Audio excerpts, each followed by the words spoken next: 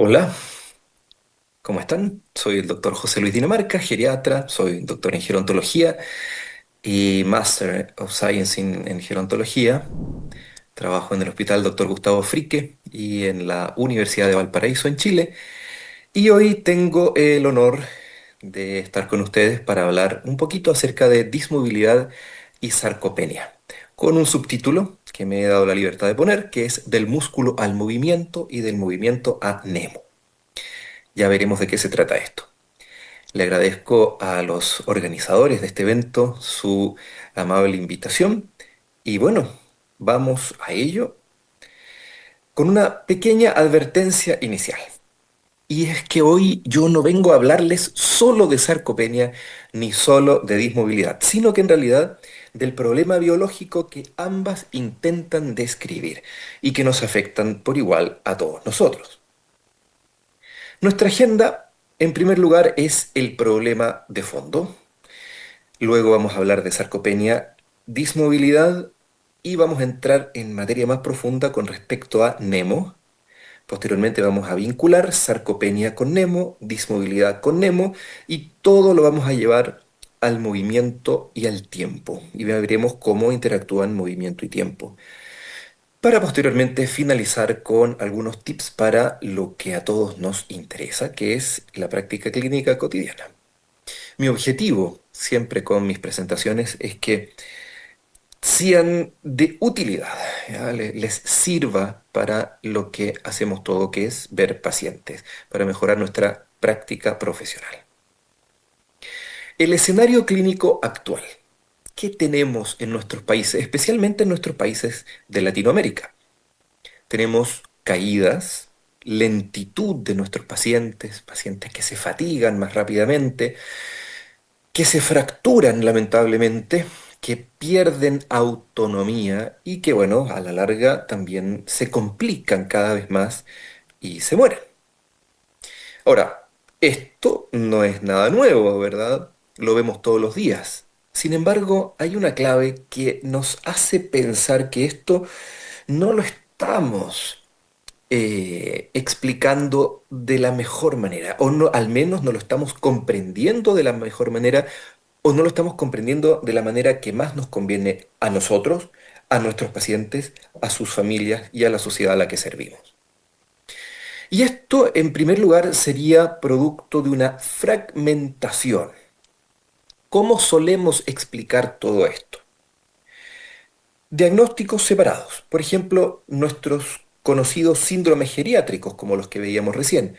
Caídas, trastornos de la movilidad, fracturas, que también las fracturas por fragilidad son un síndrome geriátrico, aparecen de manera desvinculada unos con otros, u órganos separados. En general no hablamos de fracturas por fragilidad, sino que la fractura de cadera o una gastroparesia o un reflujo gastroesofágico.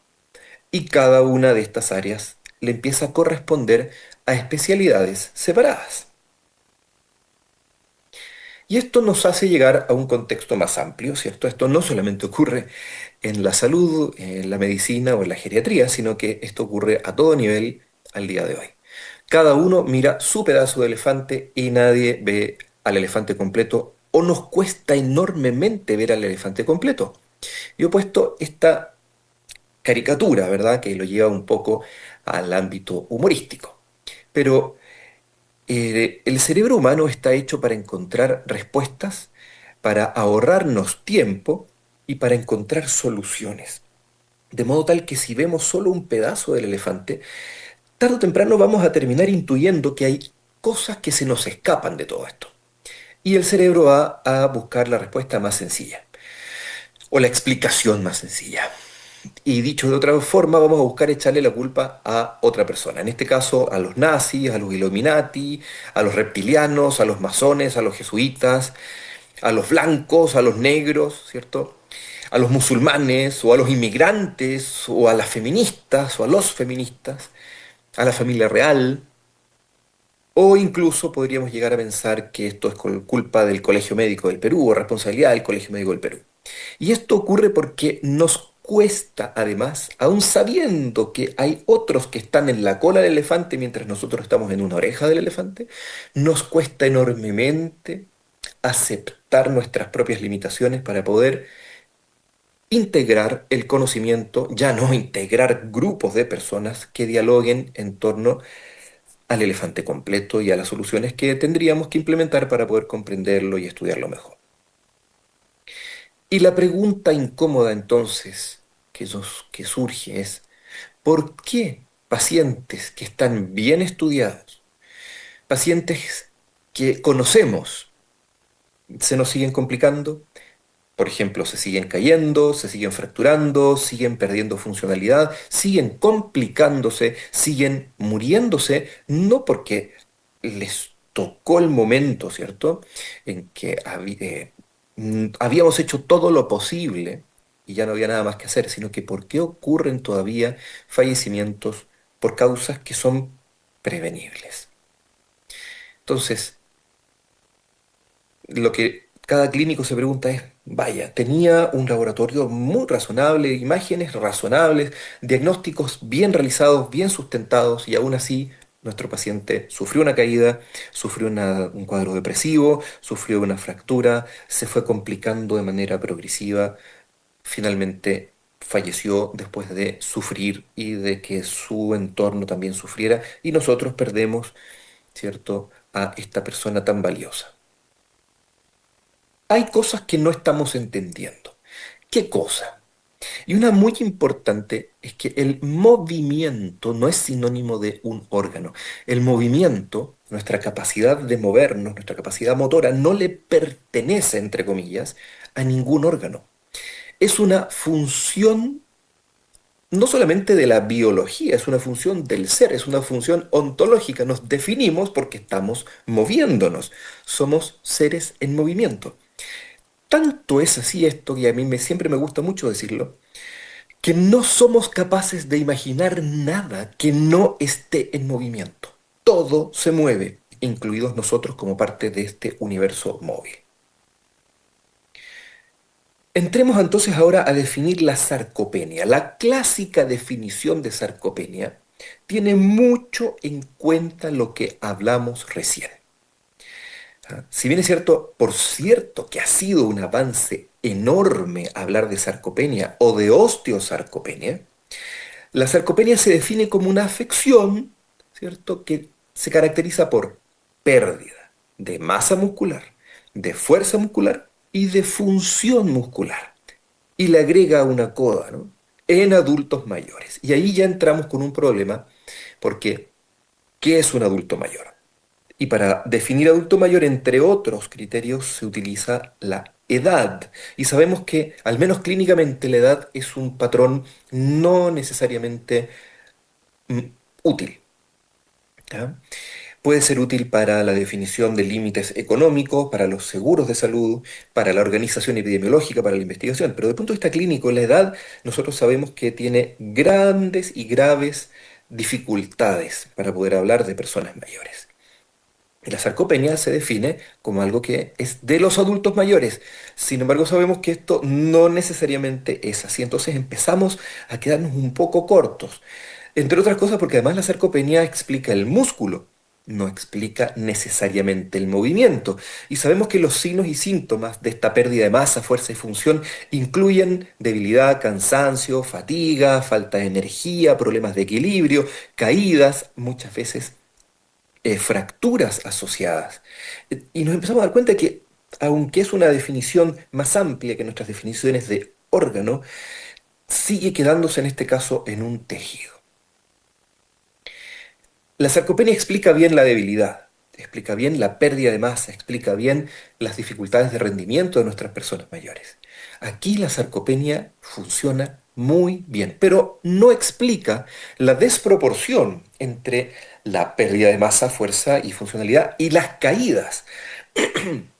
Tampoco explica estas fatigas. Tenemos todo bajo control y nuestro paciente se sigue fatigando. O los fracasos terapéuticos.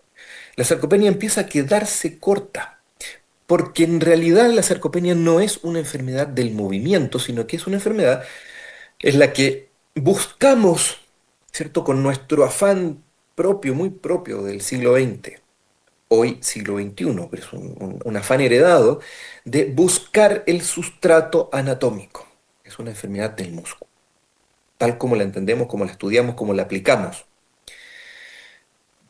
Ahora, hablando de dismovilidad, durante décadas, ¿cierto? Desde la definición del síndrome clásico de inmovilidad como uno de los grandes síndromes geriátricos, literalmente hablamos de inmovilidad, ¿cierto? Hasta que comenzamos a hacer la transición entre la inmovilidad y la dismovilidad y nos dimos cuenta de que en realidad el problema no empezaba en el momento que nuestro paciente tenía una inmovilidad, sino que 10 etapas antes, por lo menos, ¿verdad? ¿Qué es la dismovilidad? Y aquí vamos haciendo ya el vínculo entre lo que nos está convocando. La dismovilidad es una alteración del movimiento, no es, o de nuestra capacidad motora, de los movimientos que realizamos, no es la pérdida solamente. Toda la definición clásica de dismovilidad que el año pasado y antepasado me correspondió traducir todo el universo, ¿cierto?, creado con relación a la dismovilidad al inglés, no es solamente la pérdida, es la molestia, dificultad o pérdida. Y cuando tuvimos que definir molestia, acudimos al arco motor.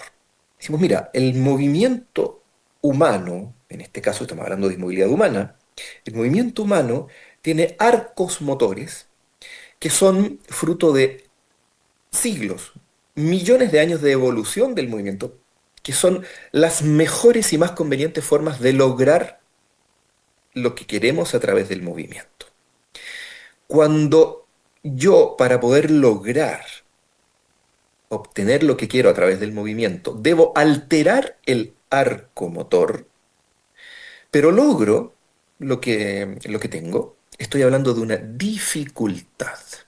Tuve que buscar un arco motor alternativo o compensar con otros arcos motores para poder lograr lo que quería. Eso es la dificultad. Y la molestia es cuando, aún pudiendo realizar el arco motor habitual, tengo algo que me molesta. ¿Ya? Tengo un dolor, tengo lo que la gente llama, ¿cierto?, un tirón, ¿cierto? O un dolor, eso ya es molestia.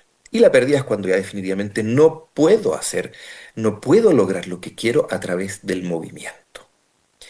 Ahora, la dismovilidad no es el final tampoco. La dismovilidad es el proceso a partir del cual vamos perdiendo capacidad motora.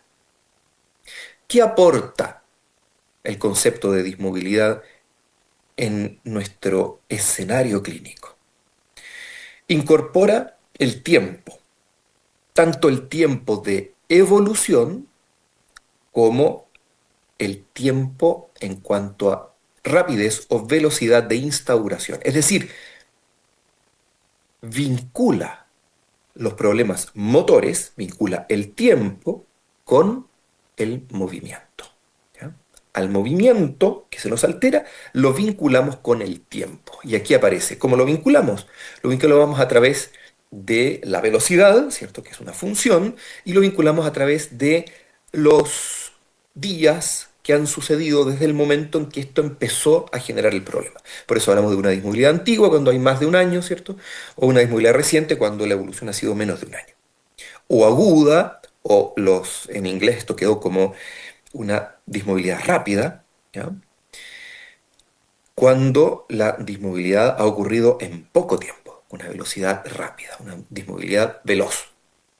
Pero también lo vinculamos a través de los mecanismos. Esto empieza a ocurrir en cascadas. Los diagnósticos que producen o se asocian a la génesis de la dismovilidad empiezan a ocurrir en cascadas, algunas río arriba, como por ejemplo una depresión, que también la entendemos como un problema motor, un problema no del músculo, y ya vamos a ver por qué, pero sí un problema motor, porque el movimiento no pertenece solo al músculo.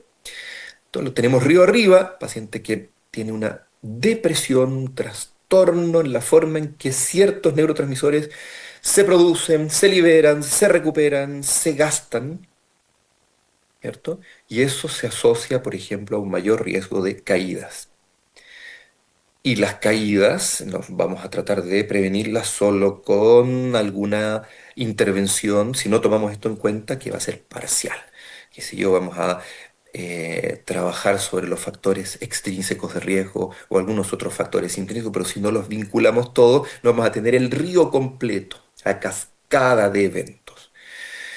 Y por cierto que la dismovilidad nos aporta el contexto clínico, no solamente tenemos el, el ya clásico a estas alturas eje triaxial de diagnóstico, ¿cierto? Que implica la velocidad, la antigüedad y la ETA-D o el D-staging, ¿cierto? Las etapas de la dismovilidad, sino que también incluye los diagnósticos etiológicos, los diagnósticos asociados y el entorno social. Aquí entonces el movimiento propiamente tal entra en escena. Entonces, dismovilidad lo que nos aporta en esta búsqueda de sentidos es el involucramiento del movimiento como función en conjunto con el tiempo en lo que, valga la redundancia, se transforma en una función en torno al envejecimiento. Uno de los corazones de dismovilidad es la ETA-D, la etapificación de la dismovilidad, ¿verdad? Una de las cosas que nos aporta, que la tradujimos y les traje esta versión con mucha alegría.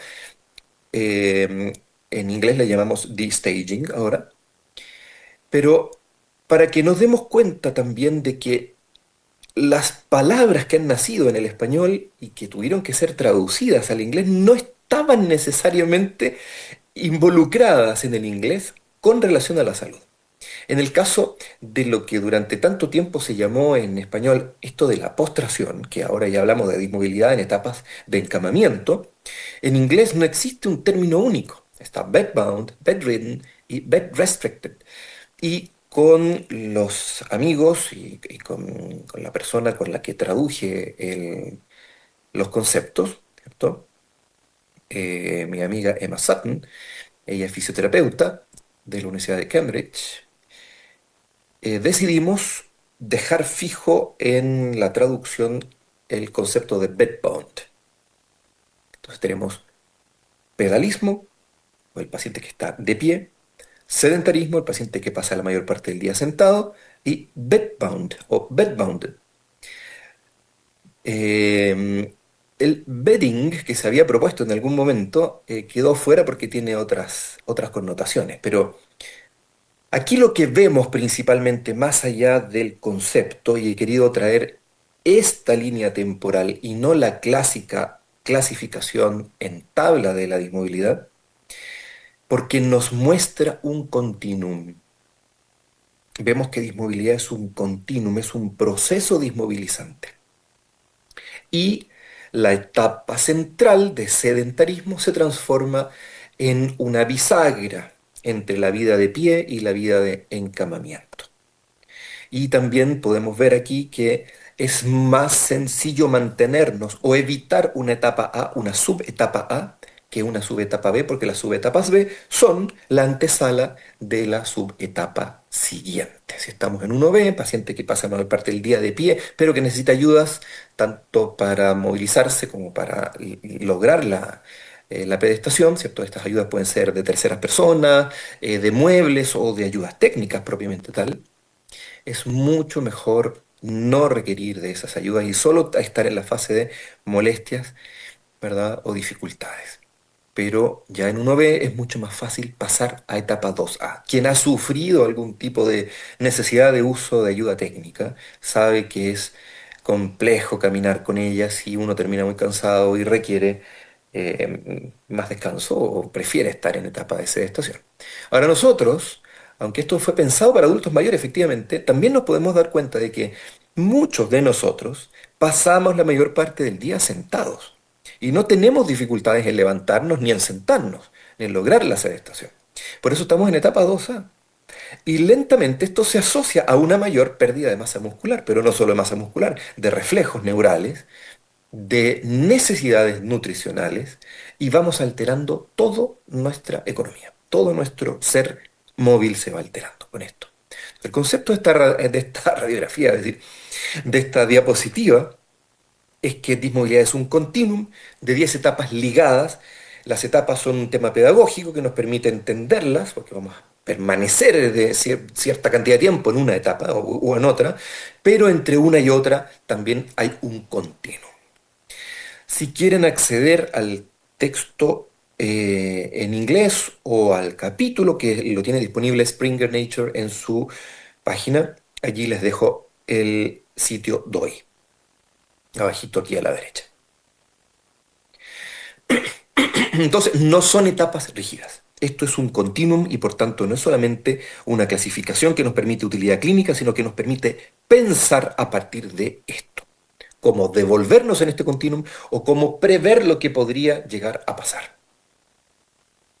El problema pendiente ahora es, si la dismovilidad es movimiento, si la dismovilidad es un proceso, ¿cuál es el sustrato biológico? Esta pregunta tan concreta, tan pragmática, tan, digo yo, heredada de nuestro querido, recordado siglo XX. Y una respuesta que les vengo a proponer hoy es el NEMO. NEMO no es solo un acrónimo simpático, sino que una forma distinta de entender el movimiento, una forma, en el fondo, práctica, aplicable, muy pragmática, muy concreta de entender el movimiento, pero también con una base teórica importante. ¿Qué integra este acrónimo de NEMO? Integra el eje neural, el eje endocrino, y ya nos damos cuenta de que hay cosas que veníamos intuyendo de antes. El eje neural y el eje endocrino vienen siendo el eje neuroendocrino, ¿cierto? Posteriormente el eje muscular, siempre que nos pasaban fisiología de sistemas, ¿cierto? En la escuela de medicina hablaban de el eje o de la placa neuromuscular. ¿Y por qué neuroendocrino muscular? Porque lo que va dentro de nuestros nervios son sustancias endocrinas. Entonces hablamos de un eje neuroendocrino muscular, pero y aquí ya empezamos a encontrar algunas novedades un poco mayores. Músculo óseo, ¿cierto? Si lo damos vuelta, óseo muscular, la osteosarcopenia. Si le integramos aún más, la neuroosteosarco, pero no solamente penia, no solamente pérdida o disminución, sino que alteraciones. Y finalmente el tejido hematológico, el eje hematológico. Entonces, NEMO es neuroendocrino músculo osteohematológico y sería muy interesante que aprendamos a decirlo así rápido. NEMO, neuroendocrino músculo osteohematológico, porque implica que lo vamos a estar pensando, lo vamos a estar entendiendo, lo vamos a estar aplicando. Ahora, un concepto básico de NEMO. Jamás, jamás vamos a encontrar uno solo de estos componentes alterados. Siempre van a estar todos alterándose porque son un continuum, son un conjunto único. Puede que no seamos capaces de demostrar la alteración por nuestros medios habituales de seguimiento de estudio, pero debemos saber que si hay uno en el cual podemos demostrar una alteración, todos van a estar alterándose. Supongamos la deficiencia de vitamina B12, para hablar de uno primero, del ámbito neural. O sea, la vitamina B12 que es fundamental para la generación de la vaina de mielina y para la síntesis en conjunto con B1 y B6, ¿cierto? En el último consenso latinoamericano con respecto a las vitaminas B, sabemos que una forma, entre comillas, sencilla de estimar los niveles plasmáticos de B1 y B6, que no siempre podemos medir, son medir los niveles plasmáticos de B12 que deben estar siempre sobre 400. Si B12 está alterada, B1 y B6 podrían estar alterados y son la base para generar neurotransmisores. Entonces no solamente va a estar alterado neuro, sino que endocrino. Y si está alterado neuro con respecto a la velocidad, a la calidad, a la intensidad de los estímulos neurales hacia la placa neuromotora, el músculo también va a estar alterado. Y si el músculo está alterado, no se va a alterar el músculo de una sola vez. ¿Cierto? Se van alterando las fibras, se van alterando los compartimentos histológicos de manera heterogénea. Y eso genera tono muscular, contracción muscular, relajación muscular alterada, lenta, heterogénea, demasiado rápida, tardía. Las fibras empiezan a cambiar, ya no son un equilibrio entre fibras de contracción rápida y fibras de mantención o de contracción lenta. Todo eso se altera y si eso se altera el vector de fuerza que llega al hueso a través de un conjunto de entidades altamente especializadas. Y si se altera el vector de fuerza, eso es interpretado, ¿cierto?, por la industria ósea, osteocitos, osteoblastos y osteoclastos, como que en esa zona la reparación, la osteogénesis, ¿cierto?, Eh, está alterada también y debe cambiar con respecto a estos estímulos, que puede que tengan cierta coordinación inicialmente, pero que van perdiendo coordinación con el tiempo. Entonces se altera todo, finalmente. Ah, bueno, y podríamos decir también, bueno, y aquí qué tendría que ver la parte hematológica. Bueno, para poder vivir, todo tejido y toda célula de cada uno de los tejidos necesita, por cierto, eliminar desechos y respirar su oxígeno y nutrirse, y todo eso viene a través de vasos sanguíneos, que están en todas partes, literalmente en toda nuestra economía. Esto es Nemo. ¿Mm? Entonces, aprendámoslo. Este es el corazón de nuestra presentación de hoy día. La movilidad, entonces, es la expresión en el tiempo del movimiento coordinado de sistemas integrados. Y una buena forma de llegar a comprender esta definición es a través de Nemo, comprenderla desde el punto de vista práctico. Veíamos algunos ejemplos, ¿cierto? Como la vitamina B12. Si tenemos poca B12 vamos a tener mal estímulo neuromuscular y nuestro músculo va a empezar a disminuir de tamaño, va a perder fuerza, va a perder funcionalidad. Lo mismo nos va a pasar con la vitamina D. La vitamina D es la puerta del calcio al organismo. Si no tenemos suficiente vitamina D, no entra suficiente calcio del intestino a la sangre y no se lleva suficiente calcio a distintas partes. El calcio es la molécula del movimiento, permite la movilidad sarcomérica, permite la movilidad ósea, ¿cierto? Permite la movilidad articular, permite que caminemos, permite la movilidad celular, intercelular, transcelular, permite que las sustancias salgan de una célula hacia otra, ¿cierto? Entonces, si no hay vitamina D suficiente, también vamos a tener alteraciones asociadas fuertemente a la pérdida de masa muscular. La anemia, pues ni qué decirlo, ¿cierto? Eh, y ojo aquí, como dato, solemos imaginar la anemia como una disminución del hierro, como una manifestación de la disminución del hierro. Pero hemos visto que la disminución del hierro precede a la anemia en muchos casos. Es decir, tenemos pacientes sin anemia, pero con ferropenias graves. Así que busquemos activamente los niveles plasmáticos de hierro, midámoslo, midamos la cinética del fierro. Un buen proxy para eso es la saturación de la transferrina. ¿Ya? Entonces, ojo. Todos estos elementos del Nemo, cuando se alteran, también generan sarcopenia, por cierto, aunque no esté en el músculo. Va a estar alterando la parte neural, la parte hematológica, la parte ósea. Así que veamos siempre esto tal como hemos aprendido, por ejemplo, el síndrome metabólico. Si me dicen el paciente es obeso, voy a pensarlo, el paciente es obeso, tiene trastornos lipídicos, tiene trastornos glicémicos, ¿verdad? Y tiene trastornos en el ámbito presor. ¿Cierto? Voy a hablar del síndrome metabólico. Bueno, tenemos que pensar en Nemo de esa manera. Nemo es un continuum neuroendocrino músculo osteomatológico, incluye también la sarcopenia. Y por cierto, incluye la dismovilidad, porque empiezan a perderse la coherencia entre los patrones motores, como nombrábamos recién. El movimiento no es un on-off, no es encender o apagar un interruptor. El movimiento también es continuo en el ser humano. Y hay umbrales entre una etapa y otra de dismovilidad. Debemos evitar llegar a un umbral, evitar llegar al momento en el que nuestro paciente mayor, que caminaba la mayor parte del día, digo, ahora pasa la mayor parte del día sentado. ¿Cómo evitamos ese umbral? ¿Cómo disminuimos la aparición de cascadas de complicaciones? Entonces, podríamos decir sin gran temor a equivocarnos, que dismovilidad aparece cuando los sistemas comienzan a perder capacidad de coordinarse. ¿Qué sistemas? Principalmente estos asociados al NEMO.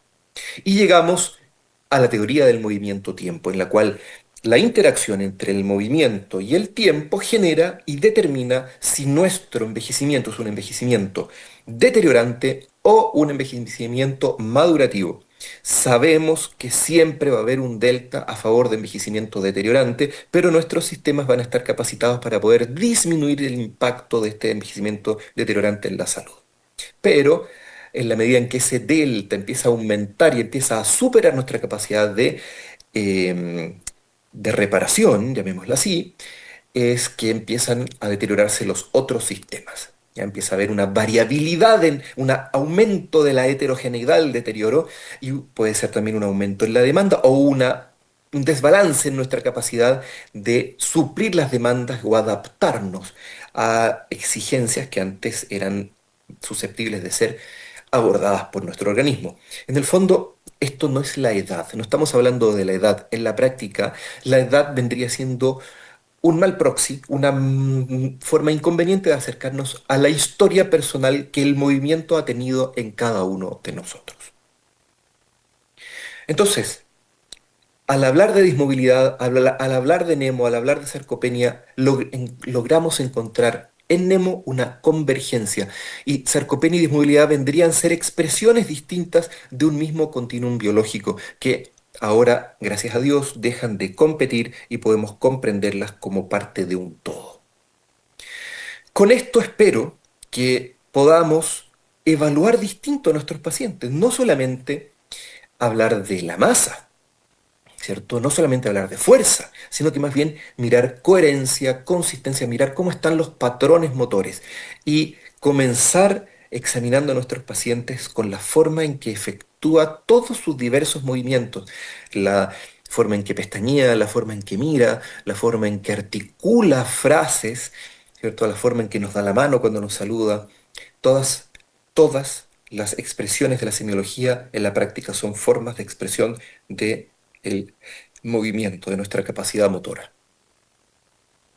Ahora, hay algunas fallas, ¿cierto?, que son tempranas, algunos indicadores, la lentitud, la inestabilidad, la fatiga, el que pase la mayor parte del día sentado y que eso nos está pasando a nosotros. Eso no es normal. Eso es disrupción temprana del Nemo.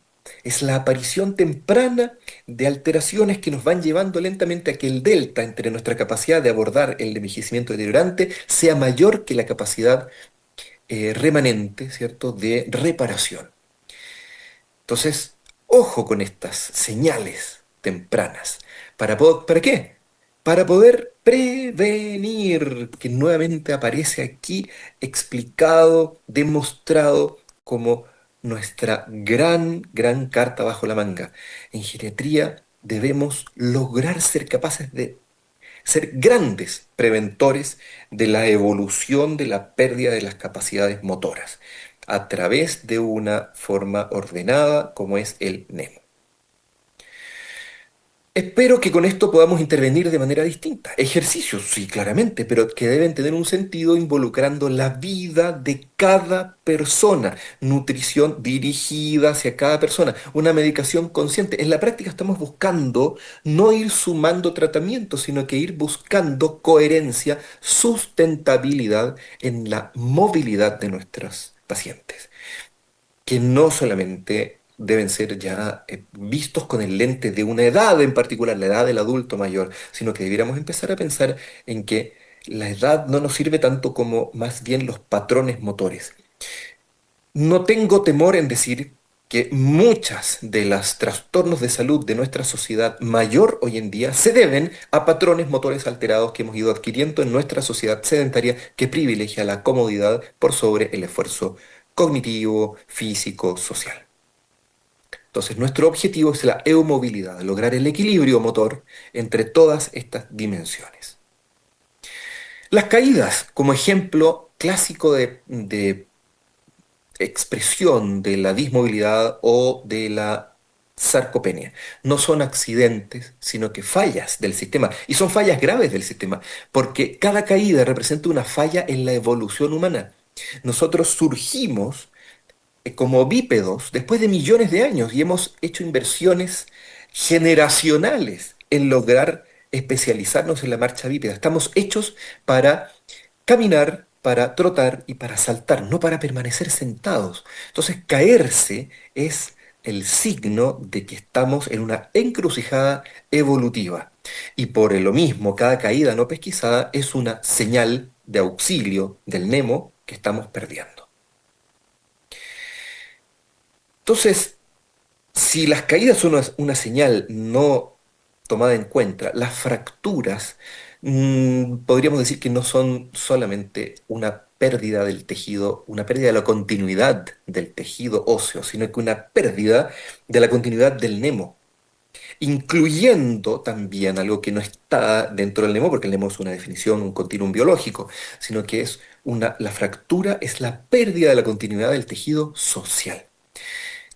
Por eso esta frase en verde, cada fractura es el final de una historia, no solamente biológica, una historia biográfica, una larga y profunda historia biográfica.